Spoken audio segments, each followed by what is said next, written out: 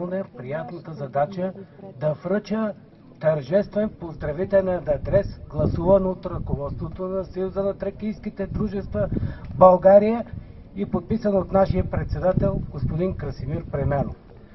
Уважаема госпожо вице-президент, уважаеми господин евродепутат, уважаеми господа депутати, Ваше превъзходителство и уважаеми домакини от Българския културен клуб Скопие.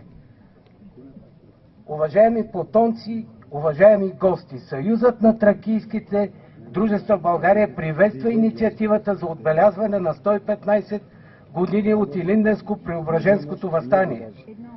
Преди 115 години нашите деди в Одринския край, в Родопите, Македония и Странчанско се вдигнаха на самоотвържен бунт срещу тиранията и потисничеството на вековния поробител.